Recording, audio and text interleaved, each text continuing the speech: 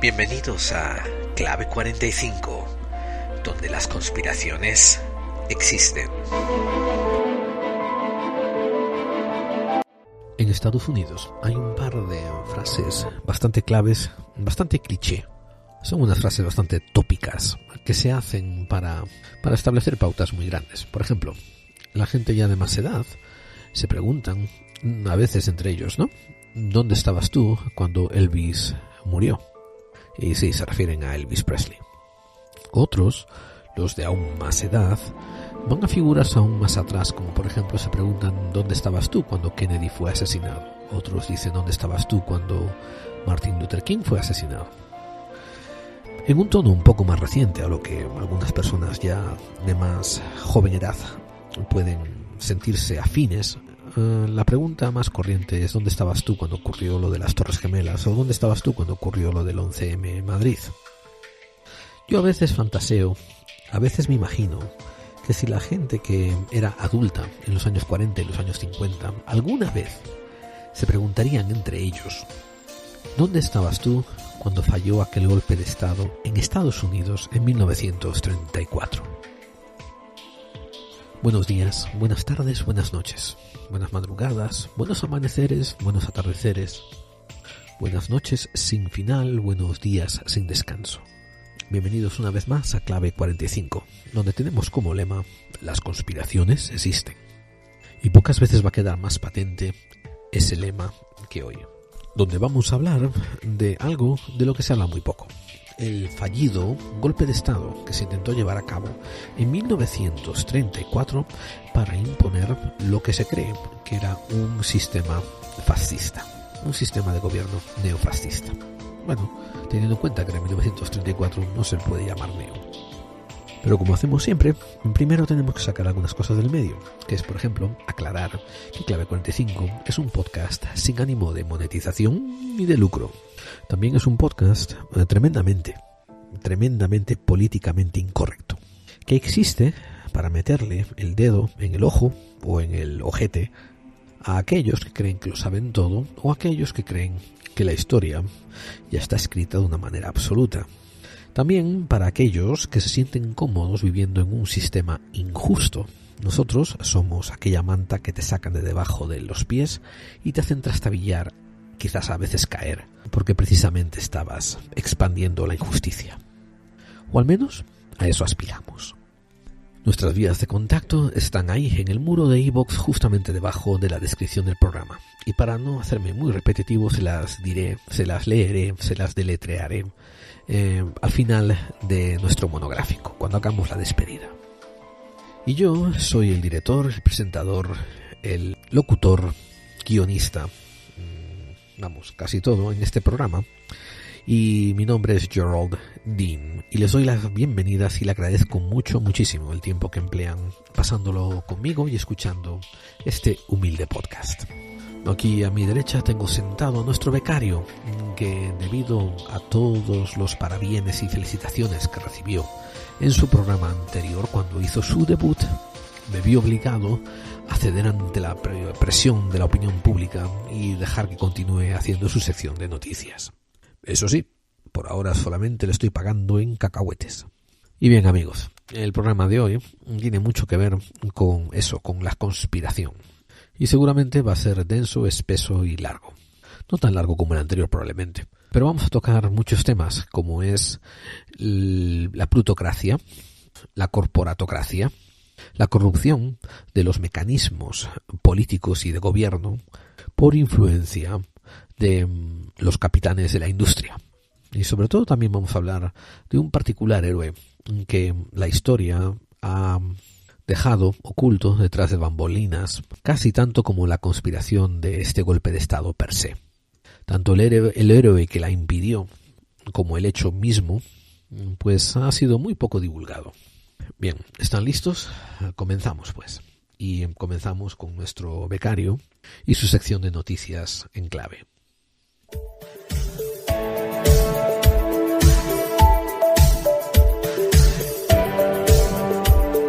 Bienvenidos buscadores a la sección de noticias de Clave 45, sección destinada a aquellas noticias vinculadas con el misterio y la conspiración.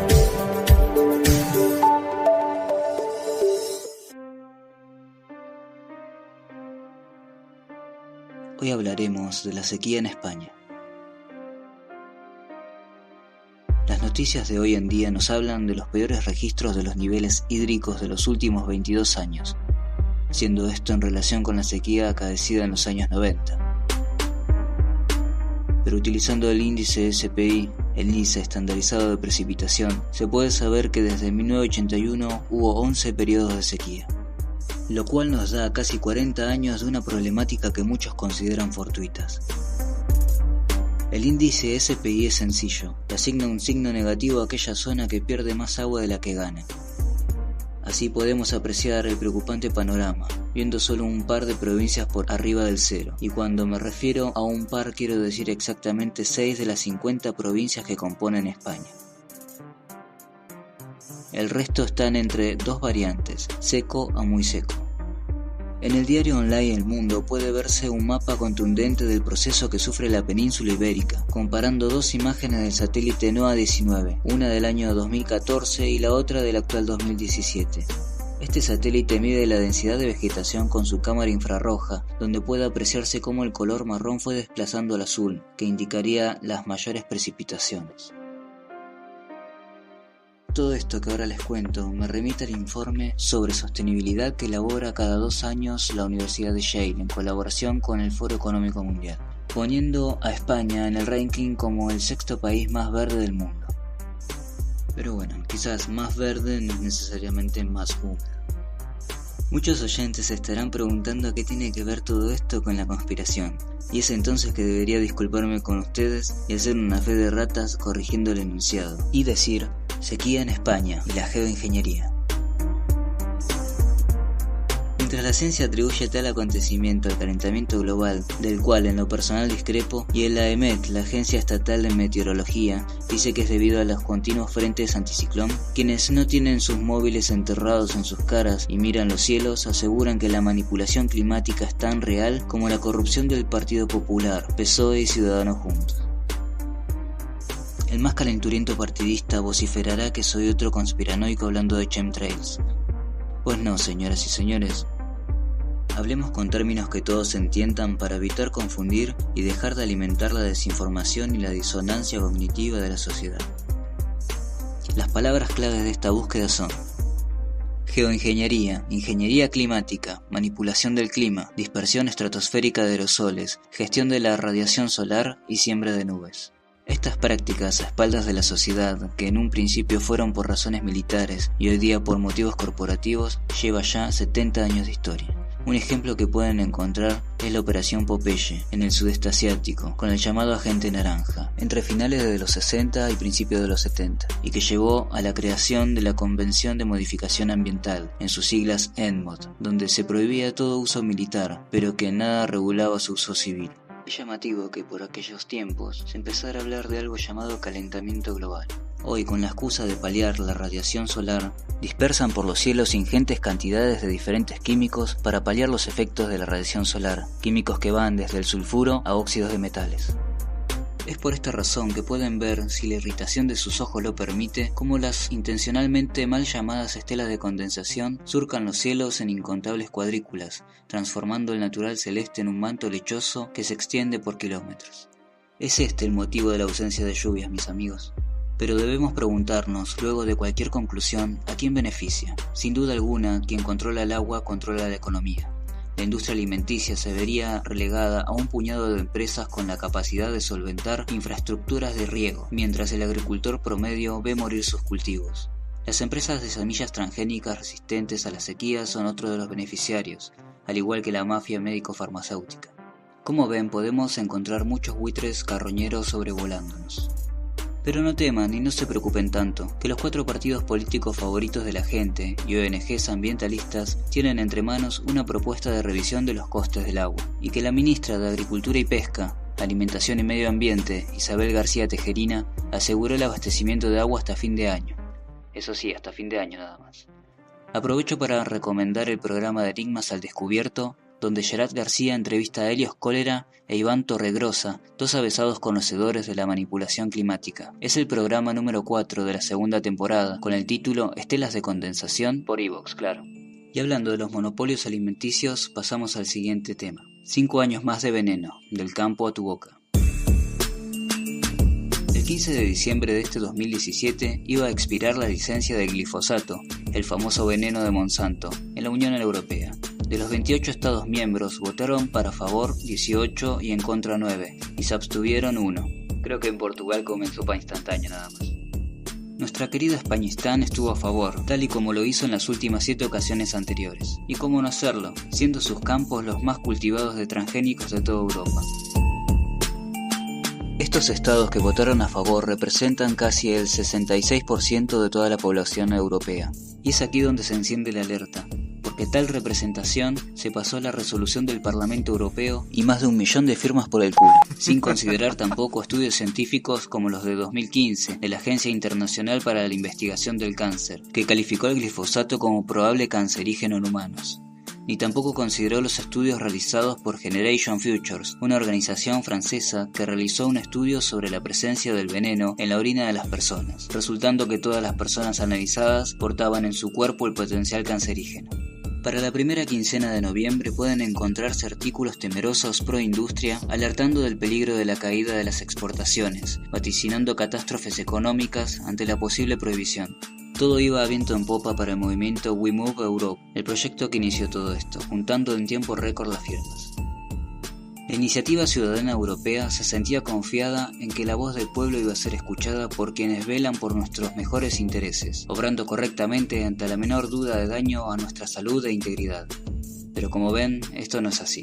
Tal fue la indignación que incluso Josep Amies, el hombre de las plantas medicinales en la cuña de este programa, pidió juntar firmas en una página alemana para echar en acto simbólico al ministro de Agricultura Christian Schmidt, quien diera sus no tan sentido pésame a 500 millones de personas. Pero seamos realistas, esto era predecible, y más sabiendo que hay de 20.000 a 30.000 lobistas trabajando en corporaciones, al servicio de los PEPs, el de turno o de aquel que nunca se fue. Y estos son estimativos de hace 2 años. La corporatocracia es dueña de los cielos y de la tierra, por encima de cualquier estado, para hacer con nosotros lo que se les plazca, hasta que nosotros los dejemos. Porque quieran o no, en este juego estamos participando. Y esto es todo por hoy. Trataré para la próxima aparición tener alguna noticia fortiana para comentarles.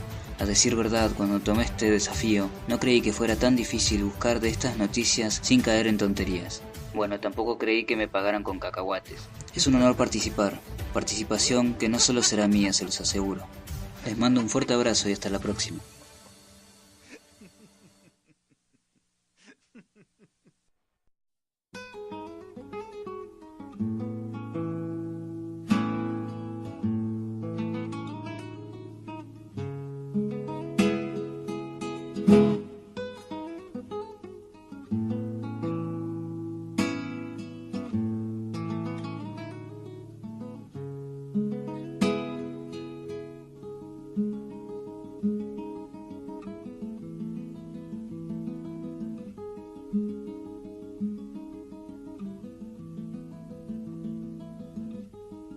Corrían los días ya fines de guerra. Había un soldado regresando intacto del frío mortal de la tierra, intacto de flores de horror en su cuarto.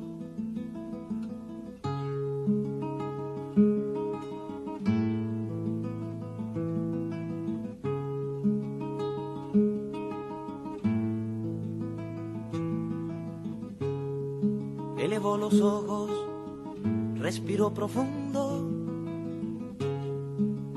La palabra cielo se hizo en su boca. Y como si no hubiera más en el mundo, por el firmamento pasó una gaviota. Gaviota, gaviota, paz del equilibrio, cadencia increíble, llamada en el hombro. Gaviota, gaviota, blancura de lirio, aire y bailarina, gaviota de asombro. ¿A dónde te marchas? Canción de la brisa, tan rápida, tan detenida. Disparo en la sien y metralla en la risa. Gaviota que pasa y se lleva la vida.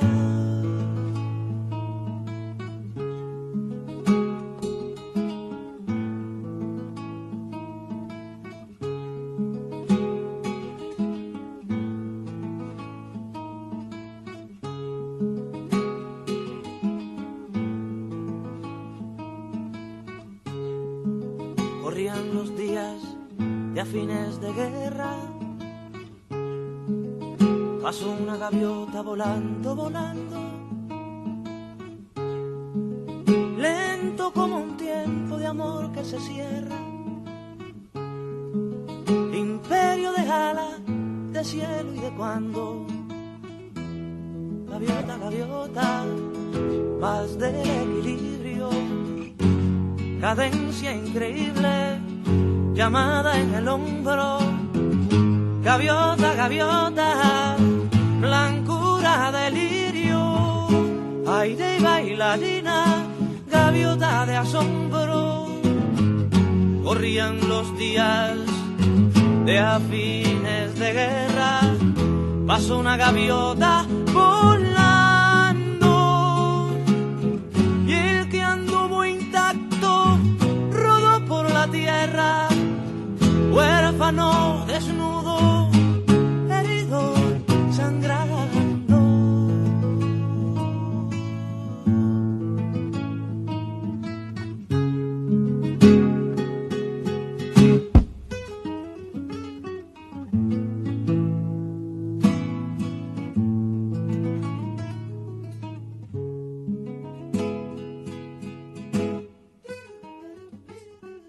El 15 de febrero de 1935 ocurre en Washington, D.C., Estados Unidos, un evento que es paralelo en su impacto a la caída de las Torres Gemelas. Y honestamente, mirándolo en retrospectiva, no estoy exagerando.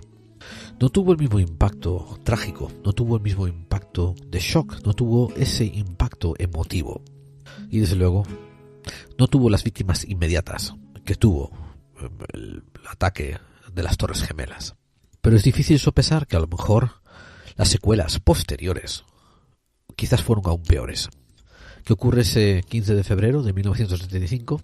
Una comisión llamada McCormack-Dickstein acaba 3 meses de deliberación y propone los resultados que ha encontrado acerca de su investigación sobre una posible conspiración para dar un golpe de Estado en Estados Unidos de América e imponer un Estado fascista. La comisión investigativa acaba alcanzando unas conclusiones un tanto vagas. Admiten por sus investigaciones que se ha intentado establecer un golpe de Estado para imponer un gobierno fascista, pero rehúsa llamar a testificar a todas las figuras importantes involucradas en el golpe y solamente deja constatadas 2 figuras en todo este proceso. Una de ellas es el general Smedley D. Butler y otro es la figura de Gerald Maguire. Fíjense lo que acabo yo de resumir. La comisión dice que hubo un intento de conspiración para imponer un Estado fascista, no va a seguir investigando y el hombre que destapó todo esto, el general Butler, estaba diciendo la verdad y la única persona envuelta en esta conspiración era Gerald Maguire, que pudo ser verificada, y esa es la palabra clave, cuya involucración en este asunto pudo ser verificado. Bien, la narrativa de los hechos que transcurrieron y que yo les voy a narrar más o menos en buen detalle va a ir salpicada de vez en cuando con algunas de mis conclusiones y algunas de mis deducciones. Para entender qué está pasando aquí, tenemos que encajar el contexto histórico, desgranarlo y hacernos partes de él para entenderlo de una manera mucho más intrínseca. Los hechos inalienables que nos han llegado hasta aquí son los siguientes. Esto es completamente verificable y ustedes pueden verificarlos por cualquier medio que les dé la gana. Yo sobre estos hechos no les voy a dar ninguna interpretación porque simplemente son hechos. El sistema bancario, después de la guerra civil americana, está en un desastre. Está hecho un desastre. Cada 2x3 hay bancos que cierran, cada 2x3 hay carreras hacia los bancos para sacar los fondos de inversión, lo que se llaman pánicos, y a su vez, poco a poco, se está creando un sistema de bolsa para comercio de valores, comercios bursátiles, que se empieza a enfocar más en la especulación que en otra cosa. Aquí, por favor, hagan referencia a esos primeros podcasts que grabé, sobre todo el episodio 4, los bancos centrales en la historia, el número 14, la conspiración de la isla Jekyll, y el número 15, la conspiración para crear la Reserva Federal Americana.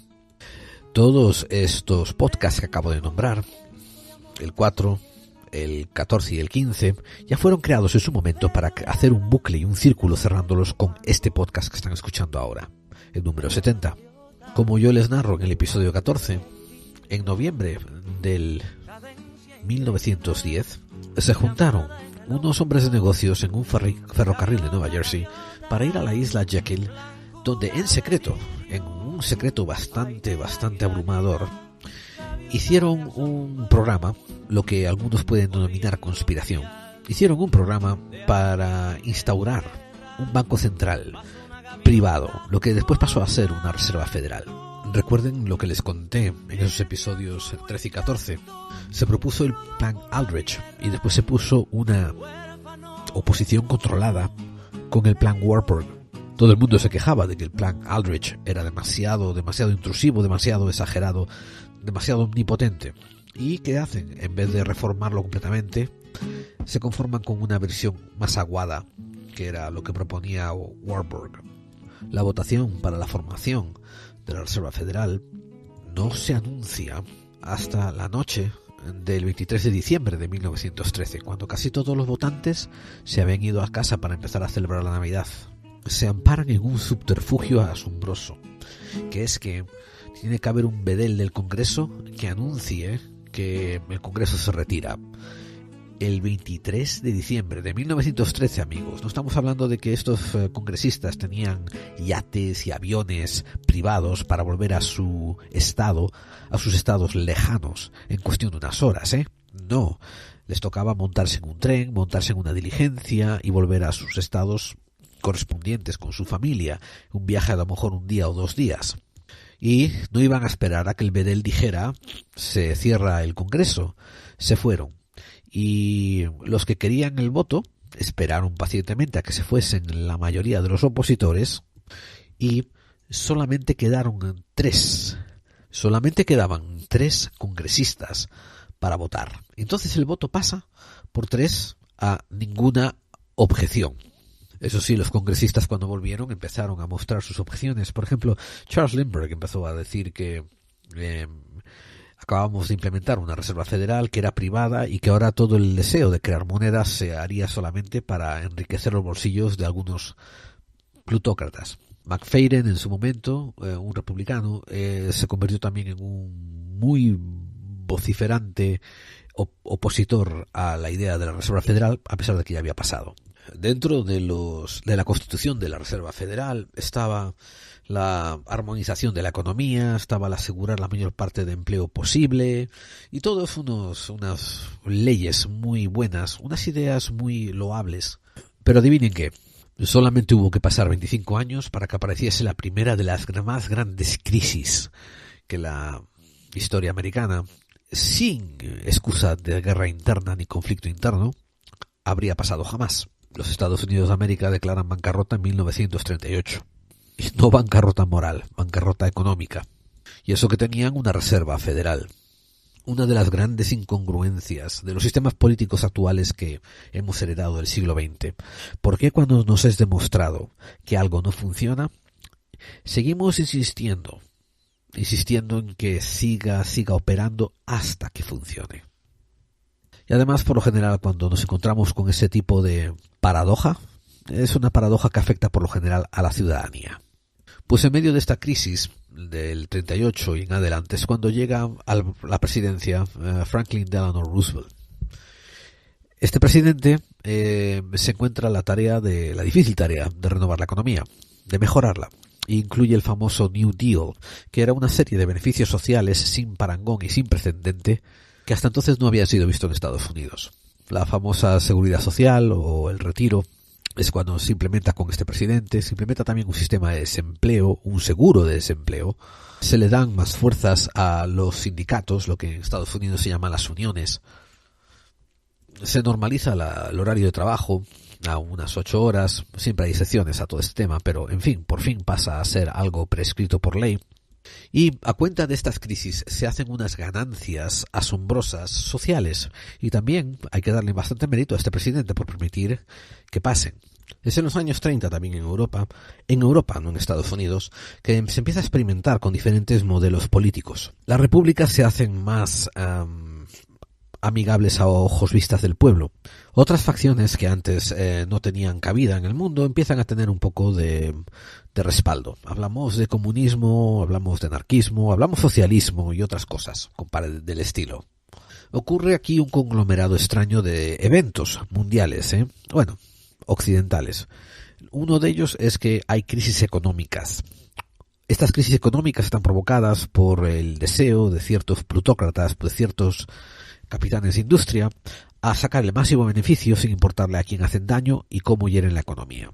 Algo muy similar a lo que está ocurriendo ahora, cuando tengan en cuenta de que este tipo de latrocinio comenzó a principios de siglo, en 1900, de una manera exagerada, de la misma manera en que está ocurriendo ahora en principios del año 2000. Fíjense en los paralelismos, si ustedes creen en la circularidad de la vida. Otra circularidad de la vida fue que comencé la temporada número 2 con un catarro tremendo, y parece que también estoy llegando a su conclusión con otro catarro tremendo. Así que disculpen la voz que tengo y la nasalidad. Pero cuando aprietas tanto que corres riesgo de ahogar a la población que estás explotando, corres el riesgo de que la población se rebele, se organice lo suficiente y se rebele de una manera exitosa, que era lo que ocurría en muchas partes del mundo.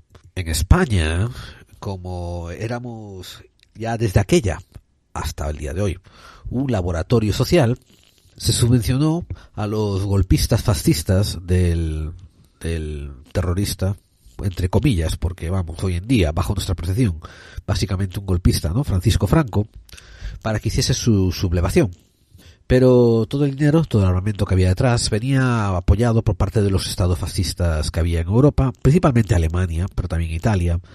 Y, ojo, estos a su vez eran financiados por muchos capitanes de industria norteamericana. Entonces, desde el 36 hasta el 39 está ocurriendo nuestra famosa guerra civil, y los poderes fácticos que están detrás, financiando ambos bandos y financiando tanto a... Bueno, ya hablaremos después de ello, ¿no? Pero como vemos, financiaron tanto a los nazis como a los aliados, financiaron tanto a Franco como a algunas partes republicanas. Veían con buenos ojos la imposición de un dictador fascista. Lo que veían con muy malos ojos era todos estos beneficios sociales que le estaba dando Roosevelt con sus políticas de bienestar social al pueblo americano. Aquí entra el personaje del que estábamos hablando, el general Smedley Butler. Smedley Butler es un general de los marines que se retira de servicio en 1931.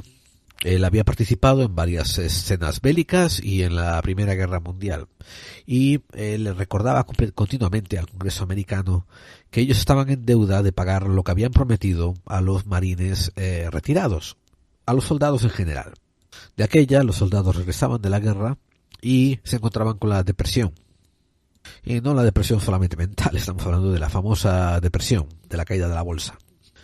Así que entre 1931 en adelante, el general Butler usó su rango, su abolengo y lo bien que era conocido entre las tropas, lo muy respetado que era entre las tropas, para hacer mítines, para hacer presión política, donde seguía pidiendo beneficios prometidos a los veteranos retirados y que les pagaran las prestaciones que tenían que pagarles.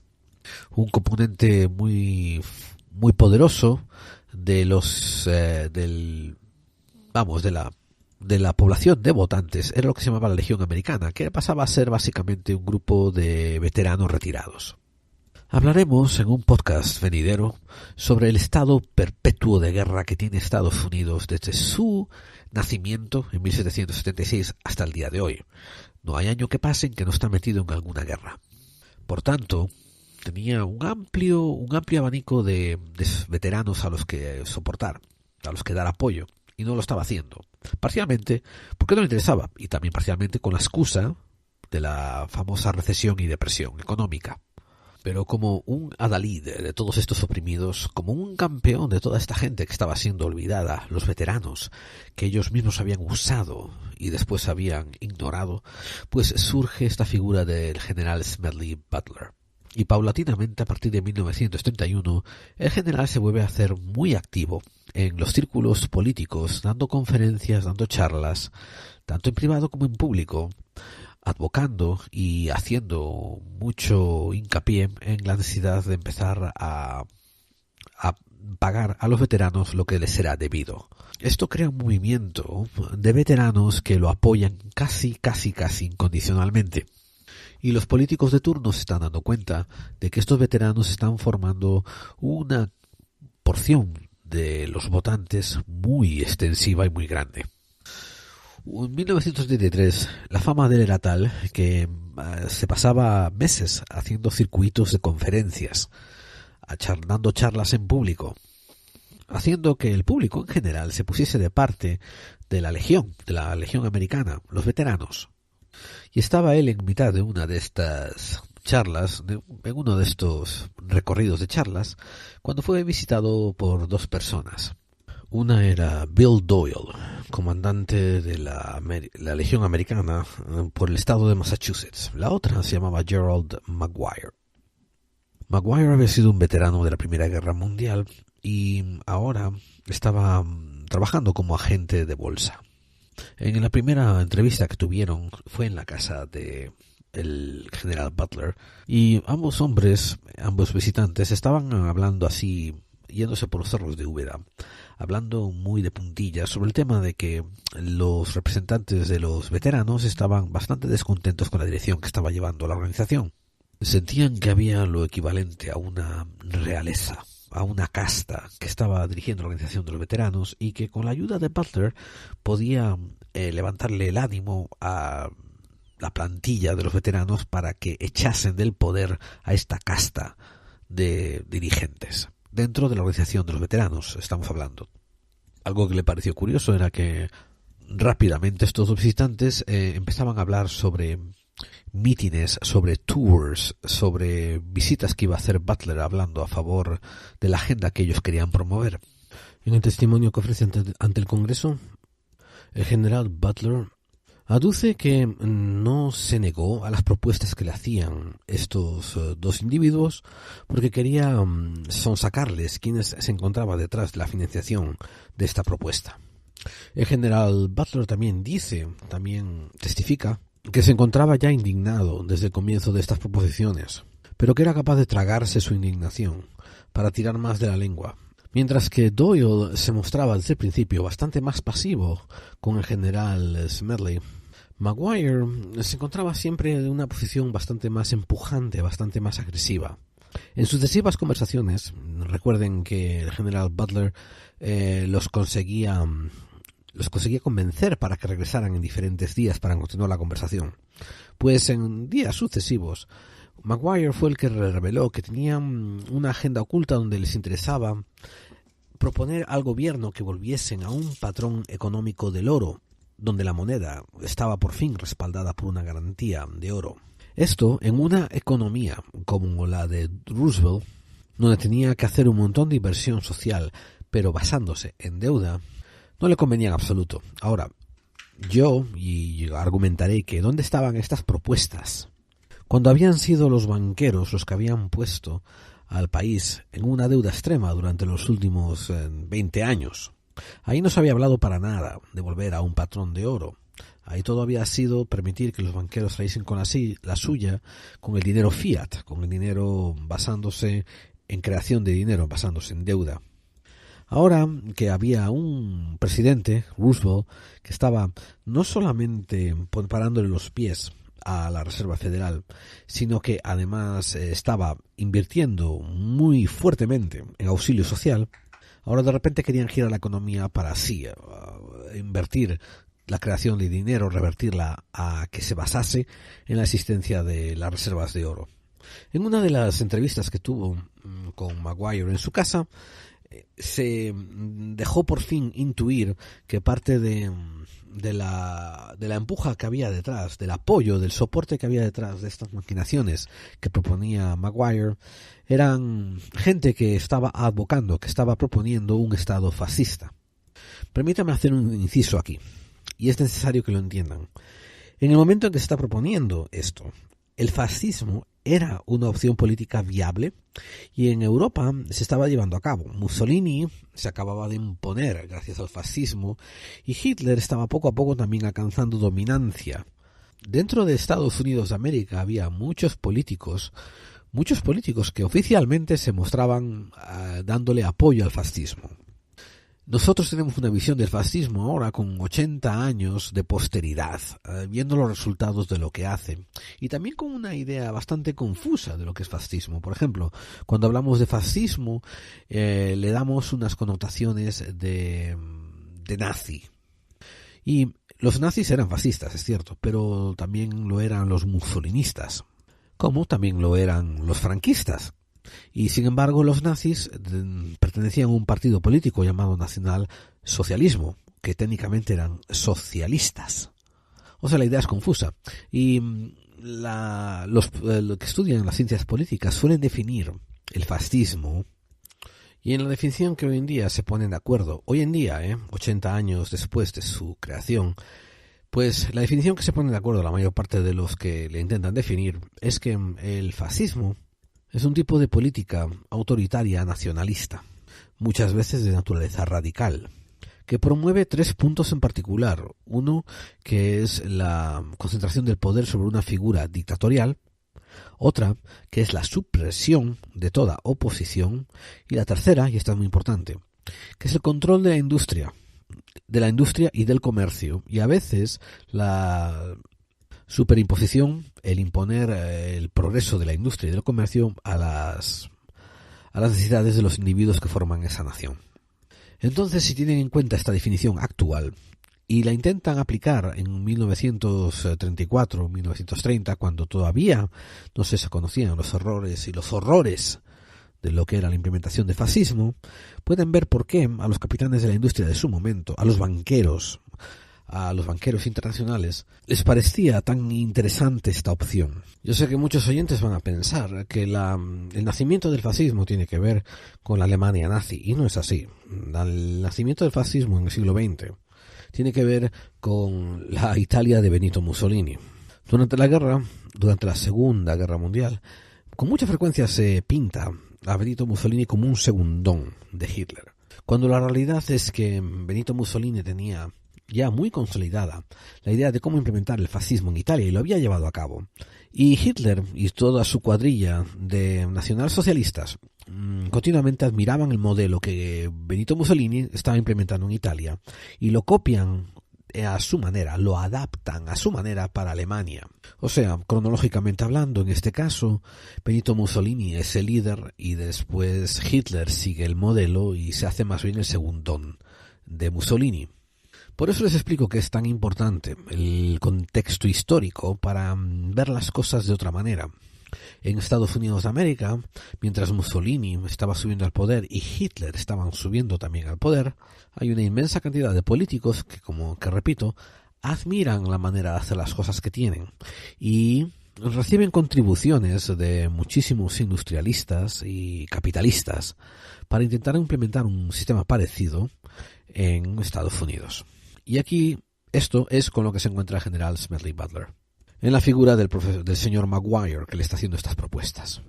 Para referencia personal, para su propia referencia, si quieren expandir sobre este tópico de cómo fue abordado el general Smedley Butler, les recomiendo un libro que yo solamente encontré en inglés y que lo leí más o menos por allá por el 1986-1987 creo.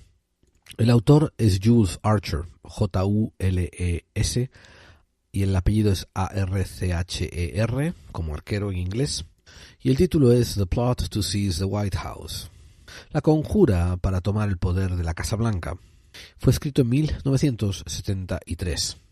Ahora, el libro es bastante pomposo, usa un lenguaje bastante fastuoso. El autor se enreda como los pelos del culo, pero lo hace con buen ánimo, lo hace con ánimo de intentar describir el ambiente, de intentar dar un poco más de ambientación al contexto que está ocurriendo. Y fue uno de los primeros libros que puso en relevancia la importancia de este intento fallido de golpe de Estado que fue conocido como el Business Plot. Yo a fuero personal os comentaré que acabo aburriéndome y desinteresándome por esos libros que toman narrativas que podrían ser lineales y factuales y les acaban convirtiendo en una casi ficción, te la cuentan como un cuentito, ¿no? Sobre todo cuando lo sobreembellecen, como hace este hombre. Pero de todas formas, la lectura, aunque para mí fue un poco difícil, para otra gente la encontrarán así mucho más llevadera. Así es como el general Butler consigue sacarle al señor Maguire que hay unos importantes subvencionistas, unos importantes inversores que le están pagando toda esta acción, todo este movimiento y que están ofreciendo apoyo económico detrás para conseguir enlistar al general Butler a este extraño movimiento. Un movimiento que pretende que un líder carismático como Butler ponga a todos los veteranos en contra de la administración actual. Y después, al ofrecer el cambio radical de volver al patrón de oro del respaldo de la moneda, ponga en crisis el país, que permita, pues, que un líder carismático se erija como duce, como Führer, como Mesías incuestionable y salvador del país. Sí, dice el libro, que estas conversaciones tuvieron lugar y que incluso Maguire le comentó que el papel del general Butler, erigiéndose como líder, pasaría a tomar un título como secretario general de Asuntos Internos y que aún así su papel sería limitado a todo funciones ceremoniales. En una conversación también sucesiva, Maguire le revela al general Butler que en esos momentos están contando con $3 millones en fondos para la inversión de este proyecto, pero que serían capaces de subir a 300 millones si hiciese falta. La expectativa era que Butler fuera capaz de enlistar a cerca de 500.000 veteranos para su causa, con la expectativa de que cuando se les diese la consigna, cuando se les diese la contraseña apropiada, fuesen capaces de iniciar un movimiento que tomase control de la Casa Blanca en cuestión de unos pocos días. El escritor Jules Archer dice que hay conversaciones donde Butler consigue sacarle más información a Maguire. Entre ellas, frases tan apoteósicas, tan excelentes, como que para la financiación se comenzarían con $5 millones que vendrían de la misma gente, del mismo grupo, que ahora mismo están preparando un sistema de propaganda en Chicago para respaldar la idea de volver a una economía basada en los estándares del oro. La palabra clave aquí era propaganda. O sea, que el ideal de poner a la moneda bajo el estándar del oro era un artificio que se usaba para iniciar esta revolución contra el gobierno legítimo existente. Se infiere, y esto lo digo yo, se infiere que seguramente una vez alcanzada el objetivo, que era derrocar y derribar la estructura política existente en el país, una vez que eso se hubiese llegado a cabo, la idea de tener que alcanzar el estándar de oro, pues se podría dejar dormir entre los laureles. Otra cosa que también Butler le consigue sacar a Maguire es cómo iban a financiar a los veteranos. Y Maguire le contesta que la organización en la que él ya está envuelto tienen la idea de que les podrían pagar a los veteranos de a pie, a los veteranos que formasen el pelotón de ataque, el pelotón central, $10 al mes. Mientras que a los capitanes de cada grupo, pues $35 al mes. Y esto lo harían durante un año. Después de eso, ya no sería necesario seguir manteniéndolos. Dentro de los planes también contaban con que una vez que pusiesen la debida presión, el presidente Roosevelt acabaría dimitiendo por cuestiones de salud. Recuerden que él tenía polio y andaba siempre en una silla de ruedas. O quizás debiéramos decir que había padecido los estragos del polio. Y su sucesor, que sería el secretario del Estado, el señor Cordell Hull, era un hombre bastante débil que ellos estimaban que no querría mantenerse en el poder, lo cual dejaría paso a Smedley Butler a asignarse como nuevo puesto que reemplazaría al presidente, secretario de Asuntos Generalizados. Otro nombre que se empezaba a lanzar ya en estas charlas ya avanzadas sobre la toma de poder era el nombre de Robert S. Clark, el apellido es C-L-A-R-K, y también los DuPont. Sí, esos DuPonts de los grandes magnates de las industrias petroquímicas. La liga de estos complotistas estaba formada por carteles de los cabezas de familia de la DuPont y la JP Morgan. Estas dos grandísimas compañías estaban usando otras, como por ejemplo Andrew Mellon Associates, el Pew Trust, Rockefeller Associates, Hutton Associates, General Motors, Standard Oil y Goodyear Tires. Por si acaso alguno se queda confundido sin entender la implicación de esto, porque leí los nombres en inglés, pues una firma importantísima de su momento llamada Andrew Mellon Associates, asociados de Andrew Mellon, otra asociación llamada Rockefeller, no la confundan con la Standard Oil de Rockefeller, sino eran como más o menos ONGs que habían surgido a partir de la Standard Oil. Hutton Associates, la General Motors, que espero que todo el mundo entienda quiénes son, la Standard Oils, que era Rockefeller también, y las neumáticos Goodyear. El dinero se canaliza a través del Union Banking Corporation. ¿Y quién lo dirige? Lo dirige Prescott Bush. Sí, el tatarabuelo de los Bushes que después en los años 90 se hacen presidentes. Y la otra compañía que también canaliza dinero es Brown Brothers Harriman. Curiosamente, toda la gente que he mencionado anteriormente, todos ellos tienen diferentes tipos de inversiones con la Alemania nazi y con el mecanismo nazi de supuestamente defensa, aunque después es de agresión.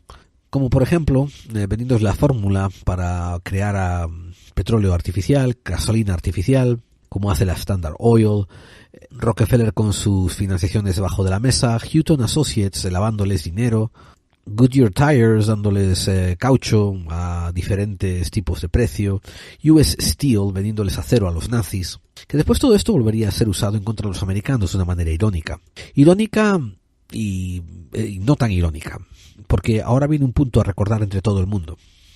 Estos individuos, estos psicópatas en el poder, que muchas veces son capitanes de industria, como se les llama, son amorales y apátridas. Les importa una puta mierda lo que tú andes por ahí, por la calle, con una banderita de tal país o cual otro país en tus hombros, gritando yo soy de aquí, yo soy de allá, porque ellos al final van a vender tu país a la primera de cambio, cuando puedan, con tal de sacar dinero.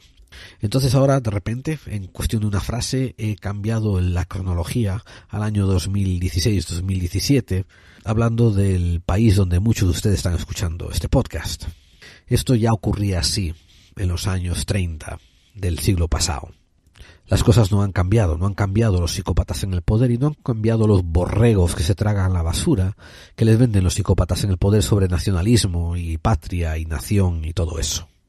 Ellos financian la guerra por ambos bandos y ganan y se hacen los beneficios, y la gente de pie son los que van a la guerra y mueren. Y después ellos son también quienes sufren la crisis y quienes pagan por la crisis. A este punto Maguire, cuando está hablando con el general Butler, se vanagloria del contacto que tiene Bush con la Alemania nazi de Hitler. Y avisa de que varios de estos accionistas en este nuevo golpe de Estado que intentan dar en Estados Unidos apoyarán el hombro, arrimarán el hombro para intentar mejorar la economía en los años venideros y demostrar que esto fue una acción fortuita y que beneficia al país.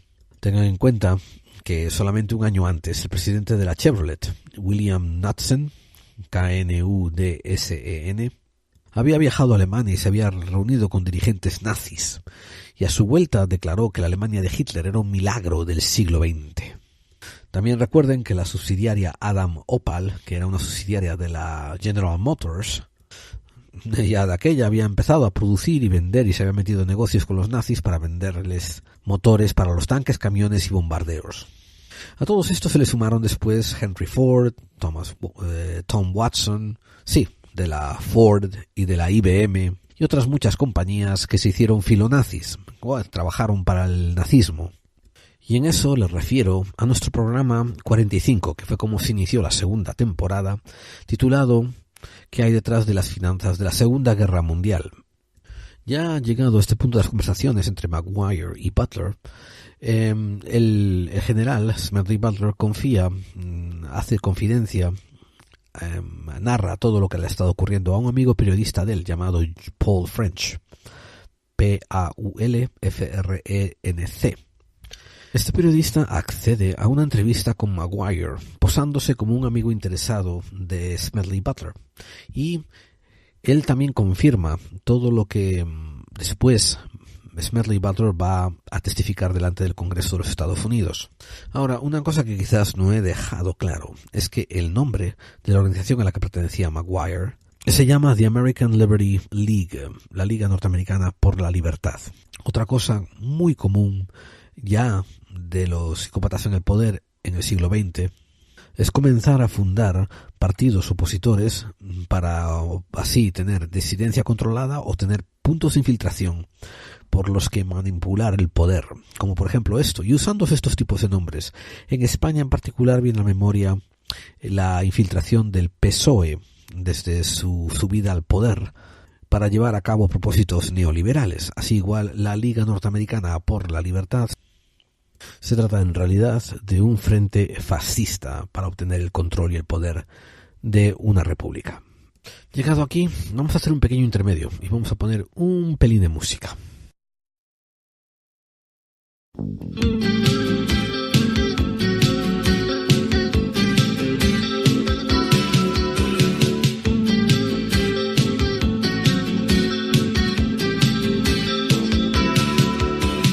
Esta mañana al salir a patrullar hayamos muerto al soldado Adrián. Como manda el reglamento, procedemos a buscar los objetos que llevara. Solo hallamos esta carta. Querida Milagros, llevo 6 días aquí. Te echo de menos, no puedo vivir sin ti.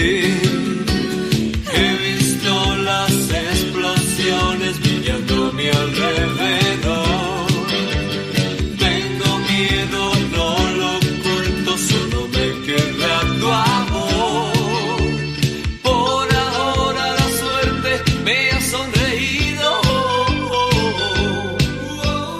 Necesito verte, aquí no hay amigos. No estaría de más que alguien me explicara qué tiene esto que ver contigo y conmigo. Querida Milagros, queda tanto por vivir. Sería absurdo dejarse la piel aquí. Querida Milagros, aún no he podido dormir. Un sueño frío me anuncia que llega el fin. Cuando leas esta carta, háblales a las estrellas. Desde que he llegado aquí, solo he hablado con ellas. Por ahora la suerte me ha sonreído. Necesito verte, aquí no hay amigos. No estaría de más que alguien me explicara qué tiene esto que ver contigo y conmigo.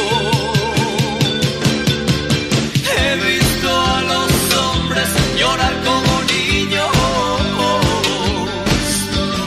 He visto a la muerte como una ave extraña.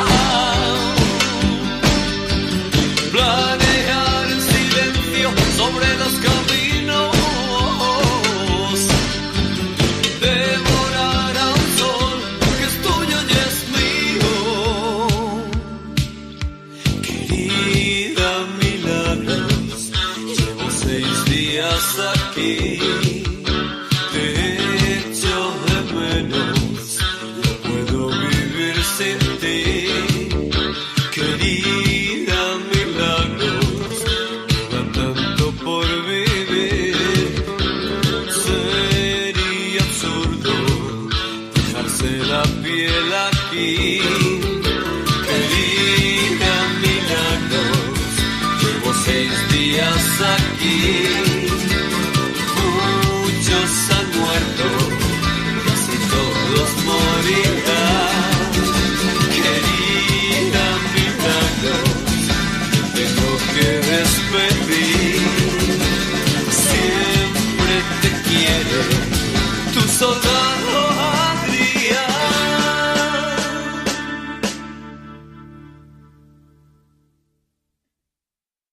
Ahí habéis escuchado a Querida Milagros del grupo El Último de la Fila. Los más carrozas, los más veteranos como yo, estoy seguro de que os acordaréis de cuando salió la canción. Fue por allá por el 85, el 86 más o menos. Y fue uno de los primeros himnos antibelicistas del pop español, del pop rock español, que se había escuchado en los años 80 de un poco de calidad. Había otros, pero pertenecían más a la categoría underground o punk. Curiosamente, no sé si lo sabéis, pero ese tema fue clasificado por la revista Rolling Stone como el número 87 entre las 200 mejores canciones del rock pop español.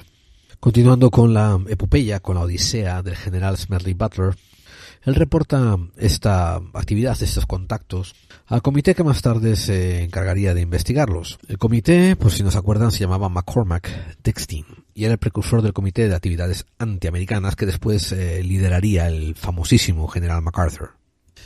También, como dije, el comité pasó 3 meses ponderando y estudiando el testimonio. Llamó a declarar a bastante gente envuelta, entre ellos el periodista Paul French, el propio general Butler, que fue la estrella de todas las conferencias, e incluso llaman a declarar a Gerard Maguire, que consiguió declarar de una manera elusiva todas las preguntas del comité. Como les comento, este comité concluye que el general Butler dice la verdad, pero que no van a perseguir y que no van a buscar a estas oscuras figuras y que quedan en la sombra y que no están seguros de que fuesen la misma gente que el señor Butler asegura decir. Y rápidamente interviene la prensa que ya desde entonces demuestra que se maneja afines a los intereses de los empresarios. Y empezaron a sembrar dudas acerca de este hombre que hasta este momento había sido tachado de incólume, había sido tachado como un héroe de guerra. Los titulares se escriben en el Associated Press, que después se distribuyen a cada uno de los periódicos afiliados a esta empresa. El propio alcalde de Nueva York en su momento, Fiorello LaGuardia, desecha públicamente estos dejos de complot, esta conspiración. Y en una entrevista le dice al público que él consideraba esta conspiración como una idea que alguien le había sugerido al ex marín en una fiesta entre cócteles y completamente a modo de broma. Y a partir de ahí la prensa comienza a correr con el titular "El golpe del estado de los cócteles". Solamente tienen ustedes que seguir leyendo los titulares de la época, desde 1934 hasta 1936, donde los titulares de la prensa, una vez más, que pertenecen afiliadas a la Associated Press, acaparan 35 apariciones favorables en la portada del New York Times. Recuerden, la liga se llama The American Liberty League y a todos dejos se puede hacer similar a muchas ONGs que existen hoy en día, muchos think tanks, muchos PACs, muchos grupos de influencia que están financiados por gente poderosa, pero que al final sus misiones son contradictorias al nombre que ostentan. Pero me han oído bien, en 2 años la prensa les da 35 apariciones favorables en portada, siendo la más que sale a la palestra, la que se pone más siempre a la cabeza de sus apariciones, el New York Times. La revista Time, no debe ser confundida con el periódico el New York Times, ridiculiza a Smedley Butler en un reportaje ya en su portada el 13 de diciembre de 1964. Ridiculizan a la figura de Butler en un ataque a su credibilidad y a su persona. Básicamente un ejemplo de difamación por la prensa. Sin embargo, se ven obligadas a poner una nota al pie de página del artículo diciendo que El comité de investigación había declarado que toda la información dada por el general Butler era inquietantemente verídica, que había sido verdad. Pero ¿quién coño lee las notas a pie de página? Tan solo los periódicos de la compañía ahora desaparecida llamada Scripps Howard respaldaron la información que había sido dada por Smedley Butler y nombraron nombres de gente implicada. Curiosamente, estos nombres, si hubiesen sido no ciertos, si hubieran sido falsedades y calumnias, pues obviamente hubieran podido ser demandados, llevados a juicio. Sin embargo, eso no ocurre con la prensa de Scripps Howard. Se nombra a Irene DuPont, Grayson Murphy de Goodyear, Bethlehem Steel. Se nombra también a diferentes ejecutivos de los bancos JP Morgan. Se nombra a William Doyle. Se nombra a John Davis, que era abogado de los JP Morgans, a Al Smith, a John Raskob, un alto oficial de la DuPont, a Robert Clark, un banquero de los más ricos del Wall Street, y desde luego también a Jerome Maguire. También es la prensa de Scripps Howard, recuerden, es un tipo de periódicos ya desaparecidos, no pueden asociarlos ustedes ahora con el New York Times, o con el Times, o con cualquier otro tipo de periódico que exista, porque desapareció la compañía. También los periódicos de Scripps Howard son los que publican un artículo donde se le da testimonio al señor Peter Green, que pertenece a Six Companies Inc., una compañía relacionada con la construcción del Hoover Dam, donde el señor Peter Green da testimonio diciendo que en marzo de 1933, un año antes de lo de Butler, se le habían acercado dos hombres que decían pertenecer a una organización llamada American Fascist Veteran Association, o sea, la Asociación de Veteranos Fascistas Americanos. Porque resulta que Green era el comandante de la Legión de Veteranos de Boulder City. Y estos dos hombres le habían preguntado si él estaría interesado en usar su posición de dirigente con los veteranos para liderar un levantamiento, un alzamiento de los veteranos contra el gobierno y así establecer un gobierno fascista.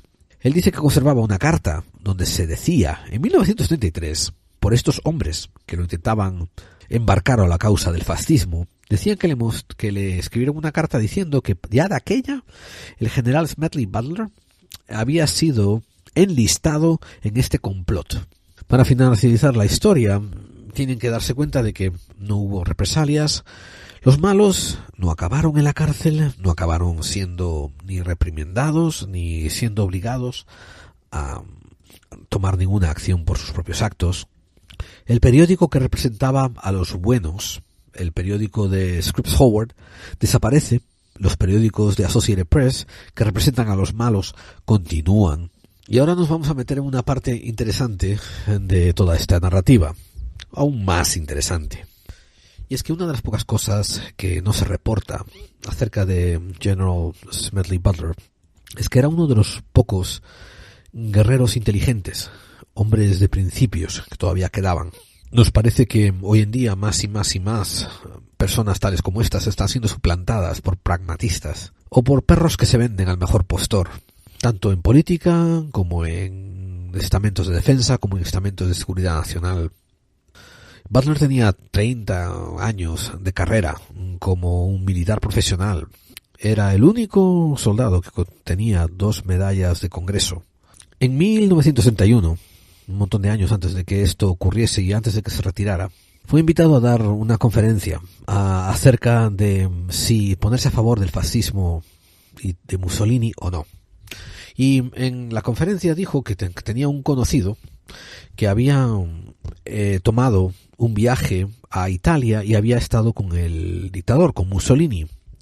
Habían tomado un viaje ambos juntos en su auto oficial por la campiña y que tenía un auto acorazado, todo blindado, etcétera, etcétera, que lo manejaba un soldado, un conductor soldado.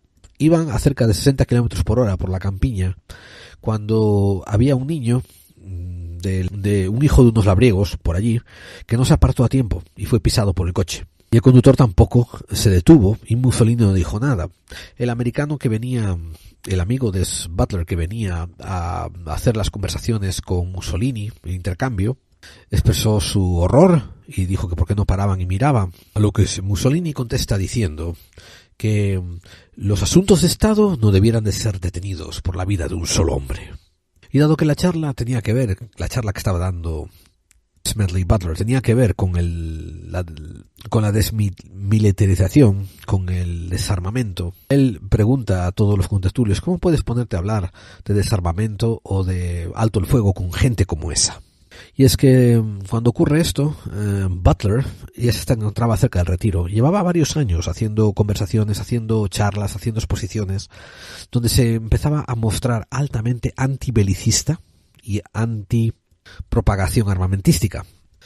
Esto que él comentó acerca de Mussolini llegó a la prensa extranjera, y los burócratas americanos tuvieron que lanzar disculpas al gobierno italiano, pidiéndole perdón si Mussolini se sentía ofendido.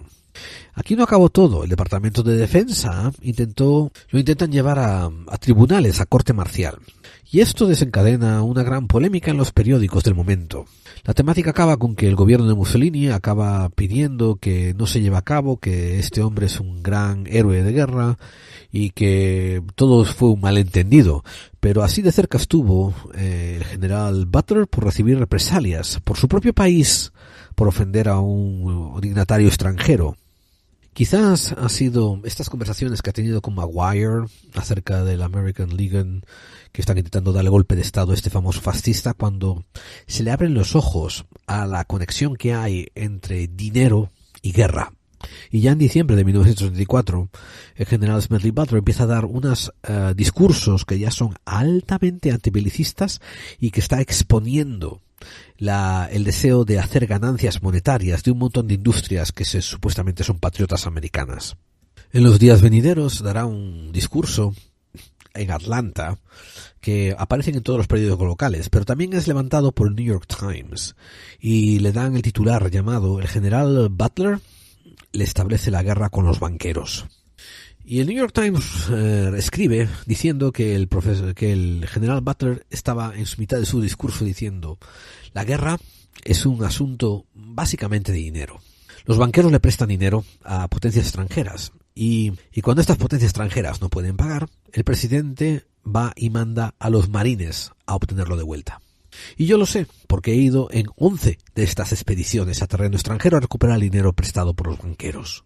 Decía palabras tan explosivas como: si Charles Dawes recibe $19 millones para su pobre banco que está enfermito, los soldados que pelearon por recuperar el préstamo de Charles Dawes hizo a potencias extranjeras también deberían de recibir el dinero que sus camaradas enfermos merecen.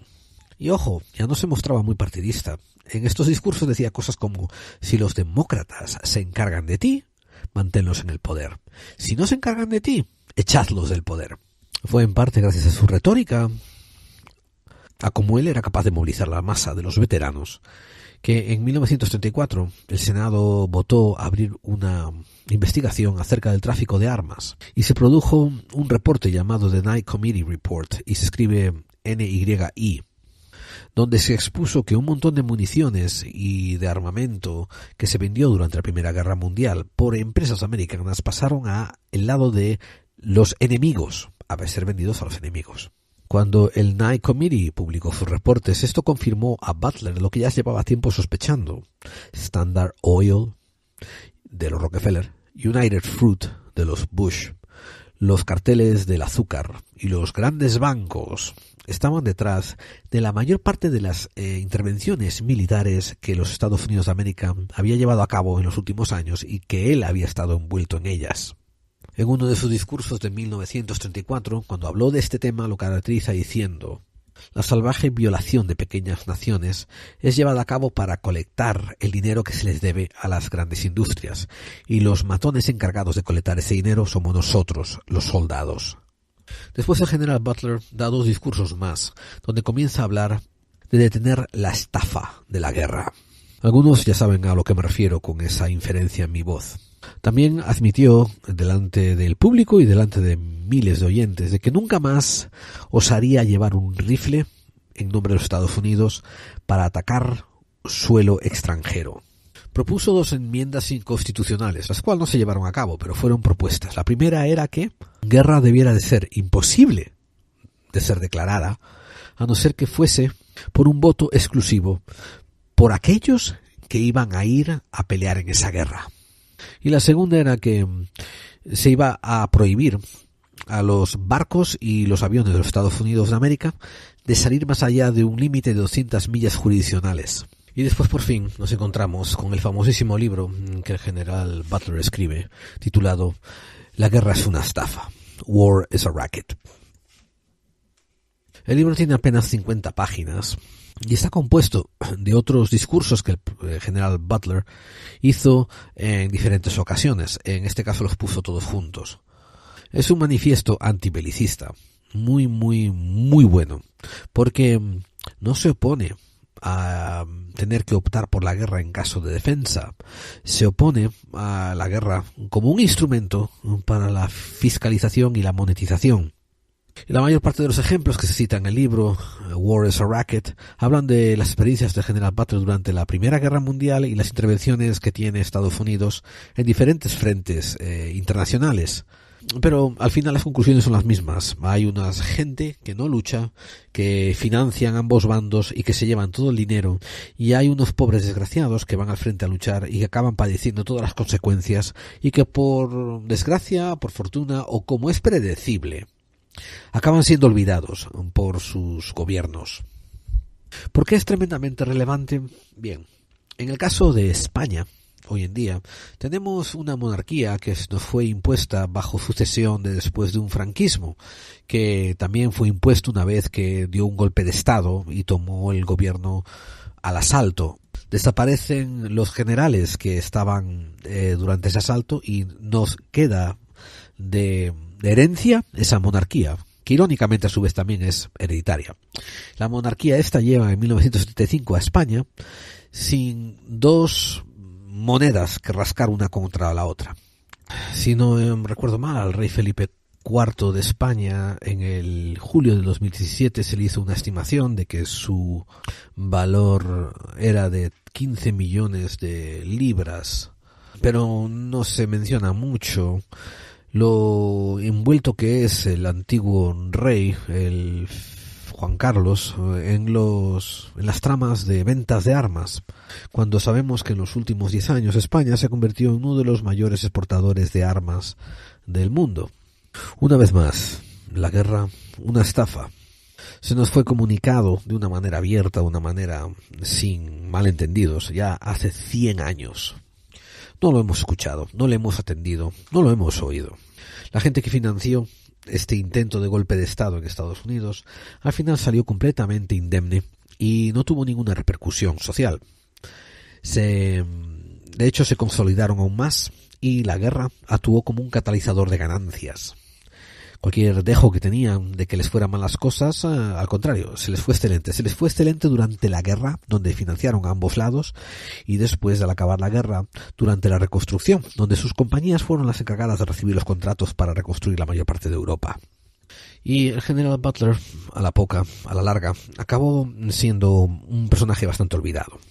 Los excelentes podcasts que nos dejó Mitoa Campos en su programa El Vórtice son fabulosos y se los recomiendo a todos. Yo no tengo enlaces ahora mismo directos, lo tengo en mi lista de preferidos, y hizo 2 o 3 programas hablando sobre esta figura que son un digno monumento a la figura de Smedley Butler.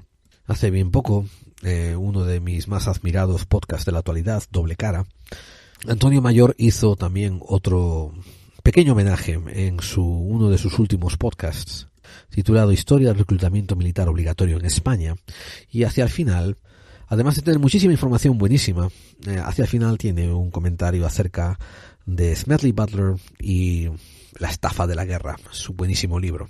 Así que todo ello es recomendada escucha si os interesa este tema, pero la razón por la que lo traje a colación es porque hay que cerrar el bucle. Así que, para conclusión, dejadme poner un poco de música y hacemos una reflexión final. Take all your overgrown infants away somewhere and build them a home, a little place of their own.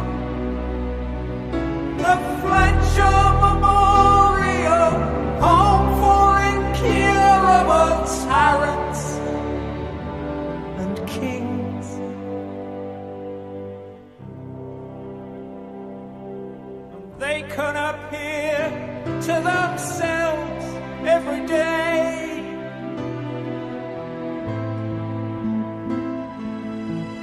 On closed circuit TV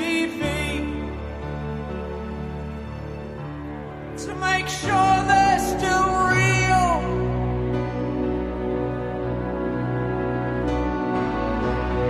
It's the only connection they feel. Ladies and gentlemen, please welcome Reagan and Haig, Mr. Bacon and friend, Mrs. Thatcher, the Paisley, Mr. Brezhnev and party, the ghost of McCarthy, and the memories of Nixon. And now, adding colour, a group of anonymous Latin American meatpacking glitterati. Did they expect us to treat them with any respect?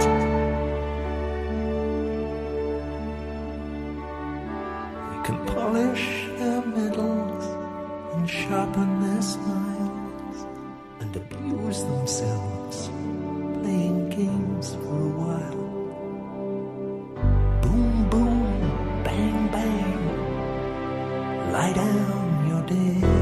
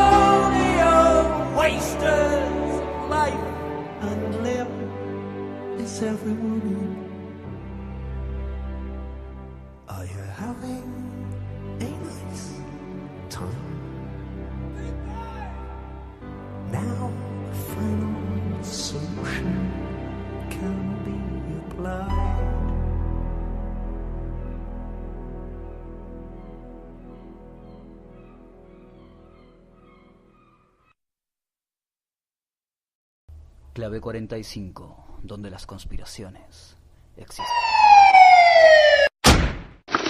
FBI, están detenidos. Codex Más Allá del Misterio presenta su libro Cazadores de Misterios, en lugares encantados, fenómenos paranormales, rituales clandestinos o la historia del Santo Grial.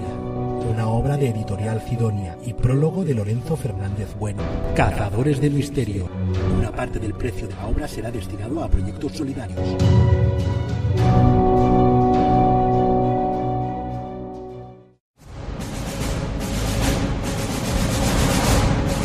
TD-LD Radio. Except for the sound of tubular bells.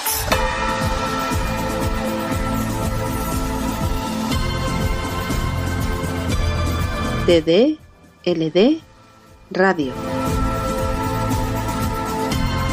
¿Estás preparado?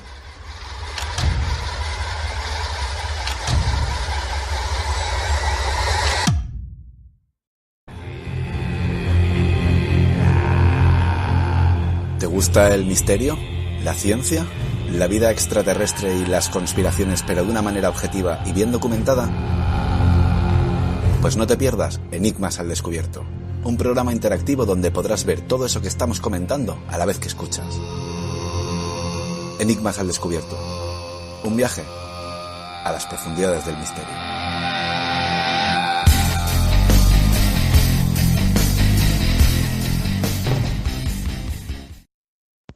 Soy Josep Pàmies y si puedes escucha la clave 45, donde las conspiraciones, aunque creas en ellas o no, realmente existen. Gracias.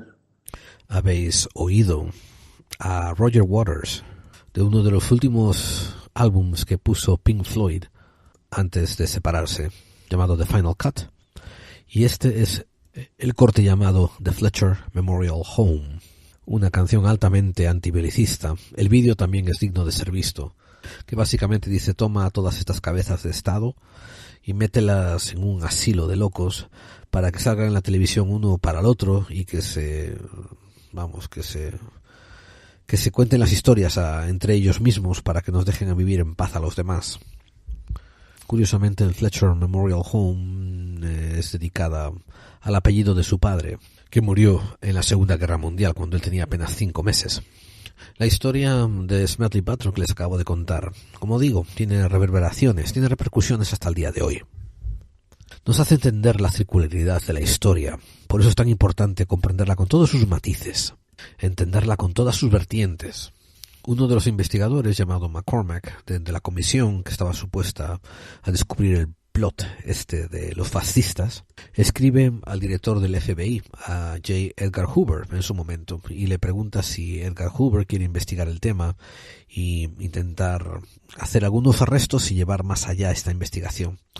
Unos pocos meses después recibe una carta del director del FBI diciendo que, por lo que podía inferir en su comunicado, en la carta que le había escrito McCormack, no se habían transgredido ninguna leyes federales y el FBI no tenía que intervenir. La única persona que dejaron con el mochuelo, a la que le cargaron todo el problema, fue al famoso Gerald Maguire.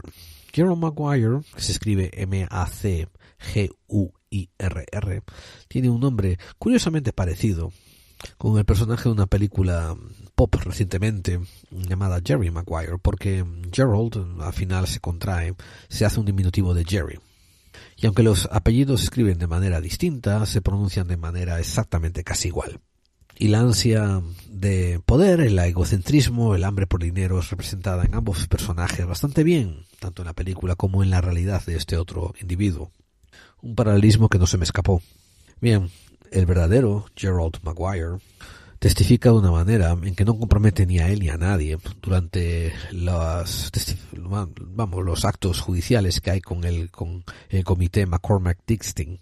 Curiosamente, un mes después de que McCormack-Dickstein Committee hace su reporte final, el señor Maguire muere de causas naturales a la edad de 37 años. Una carta editorial enviada a un periódico que ahora desapareció y dirigida al presidente Roosevelt, firmada por un señor llamado E.C. Roderick, dice que esto fue publicado en el año 1935, un año después de que McCormack-Dickstein cerrase la investigación. Dice que seguramente el complot tenía información que había sido suprimida para no implicar a los líderes financieros de Wall Street. El presidente Franklin Delano Roosevelt denomina a los conspiradores monárquicos económicos, un término bastante bien aplicado. Recuerden que aún no había estallado la Segunda Guerra Mundial y, quiero decir, Estados Unidos no se había envuelto en las implicaciones de la Segunda Guerra Mundial. El 3 de enero de 1936, Roosevelt arremete contra la Liga Norteamericana por la Libertad en una sesión conjunta del Congreso y anuncia la prohibición de las exportaciones militares a Italia.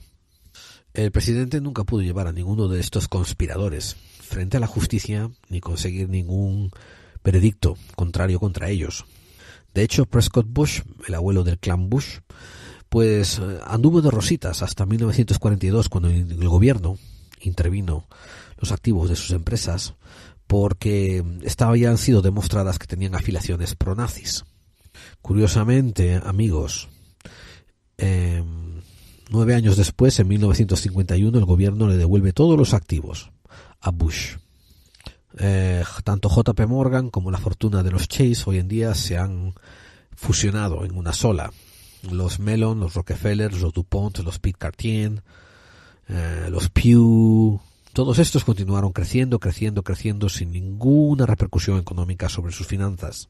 Uno de los complotistas que pareció recuperar algo de conciencia fue William Knudsen, Knudsen, que tiene el mérito de que no solamente se volvió en contra de los complotistas fascistas, sino que además empujó a su compañía, a la General Motors, a llegar a un acuerdo con los huelguistas y a conceder la mayor parte de los beneficios que los trabajadores de las plantas de General Motors habían disfrutado, iban a disfrutar por los años venideros, hasta la crisis de los 80, donde una vez más fueron completamente arrebatados. Estos monárquicos económicos, como los llamó Roosevelt, tienen una agenda claramente antipopulista. Y antipopulista, para mí, no quiere decir antidemagógica, sino quiere decir que van en contra de la población en general, pero lo hacen usando unas agencias, unas compañías, unas representaciones, unas ONGs que ellos financian y que las ponen delante del público, lavándoles la cara y haciéndolas como marcas blancas. Continuamos dejando que nos enfrenten a la población y continuamos dejando que nos vayan robando poco a poco todas nuestras ganancias sociales, nuestras prestaciones. Ellos viven en un sistema donde se benefician a cuenta de la carestía artificial, tienen unos mecanismos como recesiones, depresiones económicas, todas estas, y ellos se benefician siempre de tener a la población en estrés y en estado constante de crisis. Hacer posible también fomentar los enfrentamientos entre la población civil, también sean raciales, sean por cuestión de nacionalidad, por cuestión de etnia, por cuestión religiosa, les da igual. Lo importante es tenernos divididos, mientras ellos continúan haciéndose más ricos y continúan metiendo sus garras en los sistemas políticos.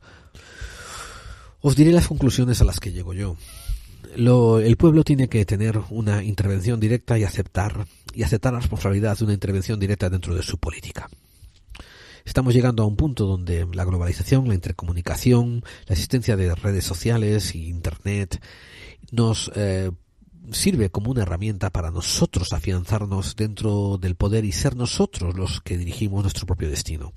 Cuando hacemos esto tenemos que hacerlo de una manera muy sagaz y a la vez entender los compromisos a los que esto nos lleva. Parte de los compromisos es que tenemos que ahora convertirnos en nuestros propios dirigentes e invertir tiempo en educarnos para cómo poder dirigir nuestros destinos mejor.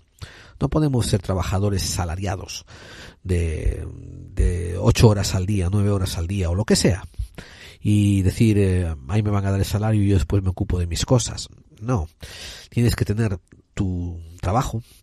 El trabajo tiene que permitirte un poco de tiempo para que te dediques a la situación política, ya sea a nivel de barrio, ya sea a nivel de tu ciudad o ya sea a nivel de tu estado, tu provincia, tu región, tu comunidad. Y después de esto tienes que hacer unos cambios dentro de los estatutos políticos para que tenga el pueblo una voz a la hora de dirigir la dirección de tu destino. Esto no ocurre con las monarquías parlamentarias, ni siquiera con las repúblicas indirectas que existen tanto en Estados Unidos como en España o como en otros países del mundo. ¿Por qué? Porque se crea una zona de amortiguamiento, una zona de buffer se dice en inglés, donde se desconectan la implementación de las leyes de los deseos de los ciudadanos. En el siglo XXI eso tiene que ser removido. Otras cosas que tenemos que pasar es hacer un control armamentístico a nivel mundial. Y quiero decir de que no está bien que ciertos gobernantes estén metidos en el tráfico de armas y estén levantando fortunas increíbles a cuenta de eso. Es una lección para España, pero por ejemplo cuando se refiere a Estados Unidos de América, a pesar de que tiene un ejército privado donde te metes si quieres y si no, no te metes, tienen un problema de la doctrina Monroe expansionista, y tienen un problema del intervencionismo y tienen un problema de la constante guerra.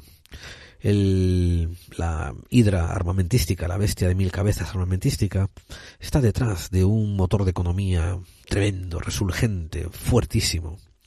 Eso tiene que ser decapitado y tiene que ser pasado a otros motores de industria diferentes. Una cosa que yo propuse siempre y que me sorprendí en los años 80 cuando leí el libro que les acabo de comentar sobre el general Butler, es que yo siempre he propuesto que no debieran de permitirse ninguna intervención militar sin una declaración de guerra. Porque eso es una cosa bajo la que respalda Estados Unidos. Por ejemplo, no sé si ustedes saben que la guerra de Vietnam, en teoría, no fue una guerra, fue un conflicto armado. No se declaró casus belli, no se hizo una declaración de guerra formal. Y esto es una artimaña que tienen los presidentes y que tienen todos los congresistas y toda los bastardos que hay detrás del gobierno de Estados Unidos para poder meter a los soldados en asuntos donde no debieran de meterse y a su vez alimentar la industria armamentística. Una reforma que tiene que pasar es que no se va a permitir hacer ninguna intervención militar sin declarar casus belli. Y otra cosa que tiene que también hacerse es que ningún miembro de ni el Congreso ni el Senado puede participar en la votación de casus belli, a no ser que consigan mantener dos cláusulas. Una, que ellos mismos estén alistados en el servicio militar. O dos, que algún miembro de su familia esté alistado en el servicio militar y vayan a servir al frente. Otra cosa que también yo promuevo es que tanto el Senado como la Casa de los Congresistas, mientras exista una intervención militar, ellos van a tener que hacer unas giras y tener que legislar desde el frente. Por ejemplo, si van a invadir Irak y tenemos soldados en Irak, la mitad de los senadores y la mitad de los congresistas van a tener que establecerse en Irak durante 6 meses. Y a los 6 meses se rotará la otra mitad que están en el suelo patrio e irse para allá 6 meses. El problema inmenso que tenemos, es que nos olvidamos de alguno de los ideales espartanos, donde el rey iba a la cabeza a luchar, donde el que más valorado es el que más otorga a la ciudad, a la polis, donde el que más se tiene que tener en alta estima es el que contribuye más. Así que voy a dejarlo aquí por ahora, porque como he estado más o menos soltando algunas pistas, este es el fin de temporada de Clave 45. He conseguido hacer un círculo más o menos interesante y acabar más o menos por donde empecé. Y con este episodio número 70 vamos a cerrar pues lo que de verdad constituye la segunda temporada de Clave 45. Lo que va a ocurrir entre aquí y el reanudar la siguiente temporada es que haré algunos podcasts, pero serán muy esporádicos, serán uno cada 2 semanas, uno cada 4 semanas. Y serán bien cortos y de temas muy quizás actuales. Mientras continuaremos activos en el muro de Facebook, en nuestro grupo Buscadores de Claves y también en la página de Clave 45. También estaré respondiendo por iVoox a todas las preguntas que me hagan a nuestro correo electrónico. La página web queda ya bastante olvidada. Hace ya bastantes meses que no la actualizo. Y el canal de YouTube poco a poco iré convirtiendo estos audios en vídeos y irlos subiendo poco a poco. O sea, que no es decir que desaparecemos por 4 meses o por lo que sea, sino que simplemente nos tomamos un descanso de publicar programas. Continuaremos trabajando en las sombras, detrás, preparando temas para la tercera temporada. En la tercera temporada espero contar con nuestro queridísimo becario, que ha sido un éxito, bueno, iba a decir inesperado, pero no, es mentira. Yo me lo esperaba completamente. Y voy a intentar también recibir aportaciones de otra gente, establecer entrevistas y ver qué se puede hacer. Todo dependerá del tiempo que tenga. Lo más probable es que continuemos con el mismo formato, que será simplemente el becario hace una aportación sobre noticias y después pasaremos a un monográfico y se acabó. Algún día, con tiempo, me encantaría poder retomar el formato original, que era ese de noticias y después monográfico y después podcast recomendados, después las lecturas de algunos comentarios de los oyentes, pero por ahora no va a poder ser. Aunque este es oficialmente el último programa de la segunda temporada, va a haber uno de despedida que va a ser un especial y nos vamos a juntar unos cuantos amigos y contribuyentes al programa y vamos a hacer una mesa redonda hablando de temas del misterio de lo que ha acaecido en el año 2017. Así que la siguiente semana espérense otro programa que va a ser también muy especial y va a tener unas voces que quizás no hayan oído ustedes aquí con frecuencia. Amigos, amigas, eso es todo por ahora. Su compañero de viaje, su amigo buscador de claves, les da las gracias por toda la atención y todos los detalles que han tenido conmigo, todas las comunicaciones que me han otorgado, los correos, los posts, todo lo que han compartido conmigo. Así que se despide de ustedes, como dije, compañero de viaje de Buscando Claves, Gerald Dean.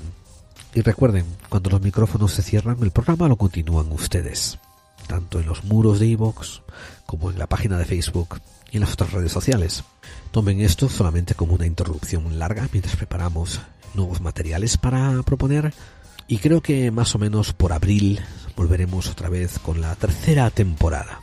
Manténganse activos, como dije, en los muros y ahí recibirán toda la información que necesitan tener. Sin más, una vez más les doy las gracias por todo su apoyo, les doy las gracias por toda la ternura y todo el cariño y todo el apoyo que ustedes me han dado. Humildemente les digo que si ustedes no estuvieran ahí, yo no estaría aquí. Y ustedes han respondido siempre de una manera brillante, elegante, cabal, fascinante, una manera asombrosa que yo sé que no me merezco. Así que les estoy muy, muy agradecido. Y hasta pronto, hasta muy pronto. Recuerden, las conspiraciones, crean ustedes en ellas o no, estén preparadas para ellas o no, sepan ustedes cuáles son o no, las conspiraciones existen. Y por desgracia, algunas de ellas son usadas para arruinarte la vida. Hasta pronto, amigos.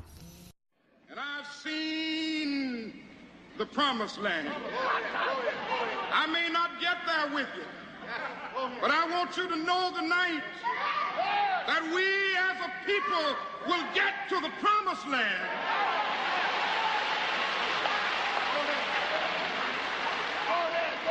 So I'm happy tonight. I'm not worried about anything. I'm not fearing any man. Mine eyes have seen the glory of the coming of the Lord.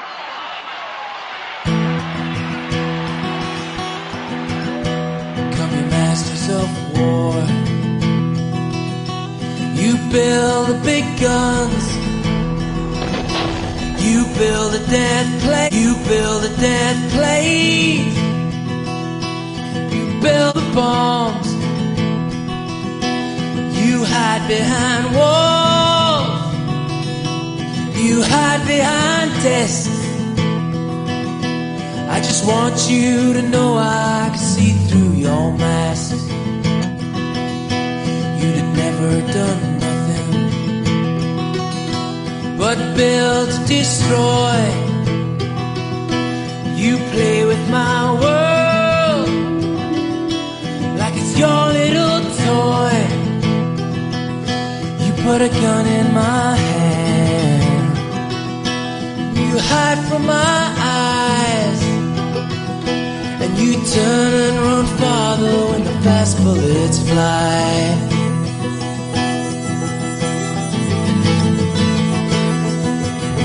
Just like Judas of old, you lie and deceive.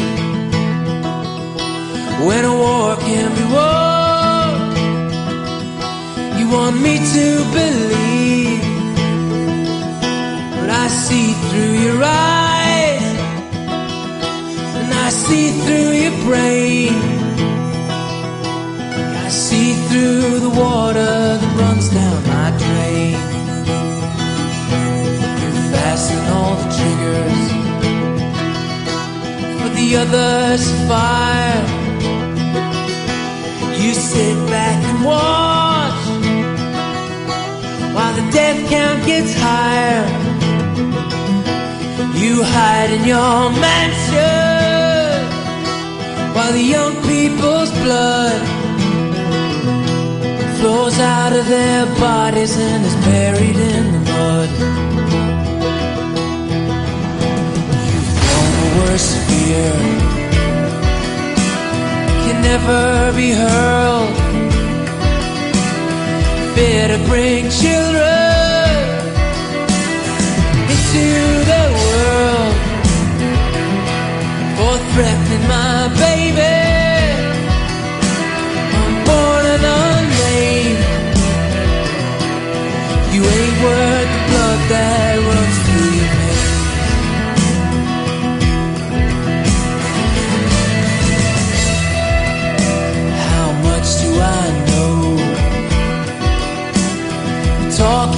turn.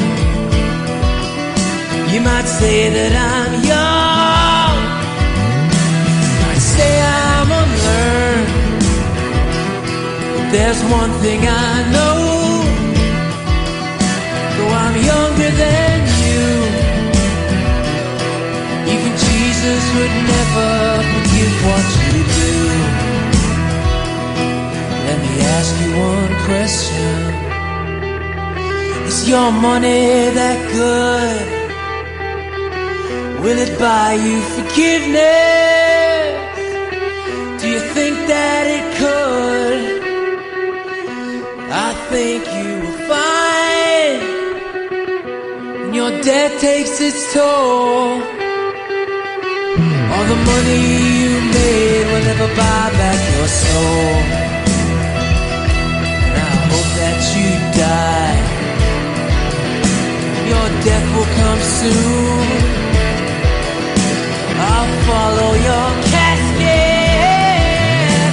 on a paid afternoon, and I'll watch while you're lowered down to your deathbed, and I'll stand over your grave to make sure that you're dead. Inside the heart, loving us, calling us, protecting us.